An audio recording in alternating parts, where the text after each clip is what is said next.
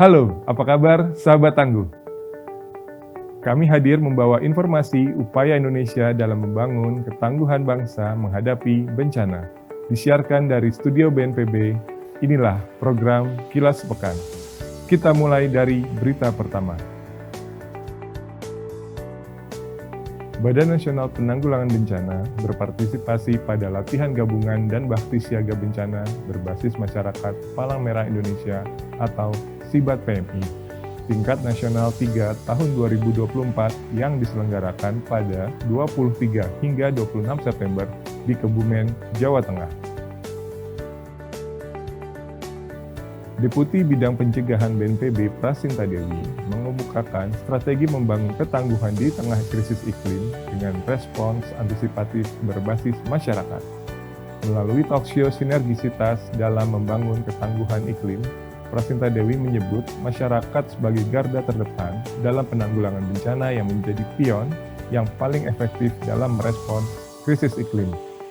Sementara itu, Ketua Umum PMI Jusuf Kalla menyatakan bahwa PMI tidak hanya melakukan respon ketika tanggap darurat bencana, namun berkomitmen aktif pada aksi pencegahan hingga penanggulangan dampak dari krisis iklim. Seperti yang diketahui, dampak dari perubahan iklim tidak hanya berpengaruh terhadap banyaknya kejadian bencana, tetapi juga berdampak kepada kondisi kesehatan manusia hingga berpengaruh terhadap aktivitas masyarakat.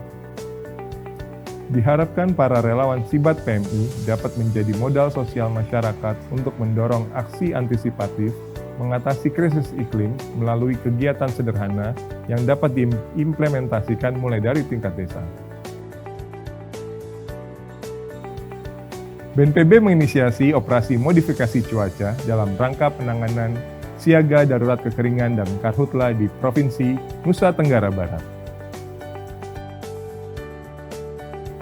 Operasi modifikasi cuaca dilaksanakan selama 2 hari pada tanggal 28 dan 29 September 2024. Dalam pelaksanaannya, operasi ini sudah berhasil menebar total bahan semai natrium klorida atau NaCl sebanyak 6.000 kg di langit Nusa Tenggara Barat dengan rincian masing-masing sebanyak 3.000 kg bahan semai per hari. OMC menargetkan untuk membasahi lahan area kekeringan di wilayah NTB dengan cara memanfaatkan awan potensial untuk pembasahan lahan di area kekeringan dan titik hotspot karhutla dapat dioptimalkan. Di samping itu, OMC ini juga dimanfaatkan untuk redistribusi hujan dalam pengamanan event internasional MotoGP di sirkuit Mandalika. Dengan demikian, area venue sirkuit dapat diamankan dari potensi hujan hingga kegiatan selesai dilaksanakan. Kepala BNPB Letjen TNI Suharyanto meninjau penanganan kebakaran hutan dan lahan di Provinsi Sumatera Selatan pada Selasa, 1 Oktober 2024. Tinjauan tersebut dilakukan mengingat Kabupaten Muara Enim dan Musi Banyuasin masih dilanda karhutla. Menggunakan helikopter, Kepala BNPB bersama PJ Gubernur Sumatera Selatan, Ellen Setiadi, melakukan patroli udara di wilayah Kecamatan Gelumbang, Kabupaten Muara Enim. Dalam peninjauan udara, beberapa titik api atau hotspot yang ditandai dengan adanya kepulan asap berwarna putih masih terlihat membumbung tinggi. Usai melakukan patroli udara, Kepala BNPB kemudian meninjau lokasi terdampak karhutla yang jaraknya kurang dari 3 km dari lokasi pendaratan, menggunakan sepeda motor jenis trail. Usai meninjau kondisi di lapangan, Kepala BNPB memimpin rapat koordinasi penanganan karhutla di Provinsi Sumatera Selatan. Dalam rapat tersebut, Suharyanto mengingatkan agar penanganan karhutla harus terus dilakukan dengan cepat, terorganisir, tepat sasaran, dan dipastikan bahwa api benar-benar padam. Kepala BNPB juga mengapresiasi upaya tim Satgas Gabungan dalam memadamkan titik api yang masih terbakar. Dalam upaya pemadaman, BNPB mendukung dengan menerbangkan 2 helikopter waterbombing. Pada tahun ini, sebanyak 12 kabupaten di Bumi Sriwijaya telah melaporkan kejadian karhutla, meskipun sebagian wilayah di selatan Pulau Sumatera telah memasuki musim penghujan. Kepala BNPB meminta agar upaya law enforcement atau penegakan hukum dilakukan agar dapat menjadi salah satu solusi untuk menekan kejadian karhutla di tanah air, termasuk di Sumatera Selatan. Menutup kunjungan kerja di Muara Enim, Kepala BNPB menyerahkan dukungan logistik dan peralatan guna mendukung penanganan karhutla di Bumi Sriwijaya. BNPB melalui Pusat Pendidikan dan Pelatihan melakukan penandatanganan kerjasama dengan 29 perguruan tinggi di Indonesia. Penandatanganan ini dilakukan di Gedung INADRTG Sentul, Bogor pada Rabu 2 Oktober 2024.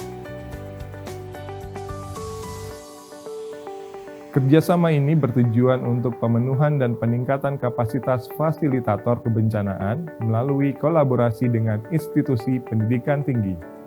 Kepala Pusdiklat BNPB, Heriawan, menyampaikan pentingnya sinergi antara pemerintah dan akademisi dalam mempersiapkan tenaga fasilitator yang kompeten dan bersertifikasi, guna menghadapi berbagai tantangan bencana yang terus berkembang.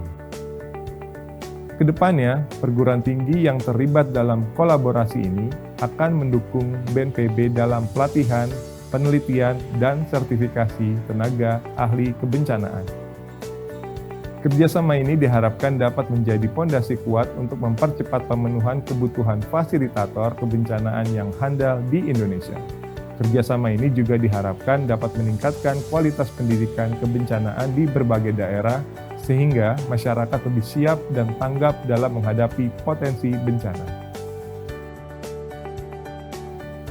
BNPB menerima kunjungan belajar dari dosen dan 30 mahasiswa Institut Teknologi Sumatera atau ITERA, Prodi Sains Atmosfer dan Keplanetan pada Kamis 3 Oktober 2024.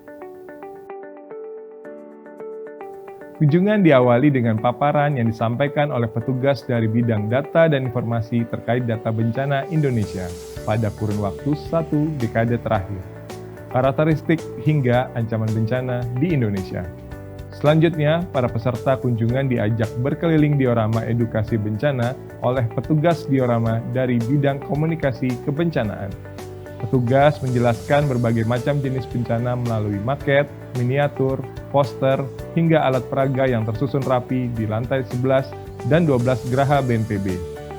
Melalui alat peraga yang ada, para peserta belajar dan berdiskusi, serta bertukar informasi dalam hal penanganan bencana yang terjadi di sekitar kita.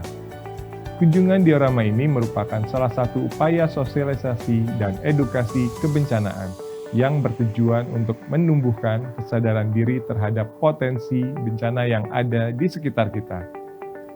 Diorama edukasi bencana dibuka untuk umum dan telah dikunjungi oleh berbagai instansi pendidikan dan kalangan yang ingin menambah pengetahuan terkait penanggulangan bencana di Indonesia. Sahabat tangguh, demikian giat pelayanan publik BNPB minggu ini yang kami rangkum dalam program Kilas Sepekan. Mewakili seluruh tim yang bertugas dari studio BNPB, saya Andri Cipto Utomo undur diri. Sampai jumpa di Kilas Pekan berikutnya. Salam tangguh!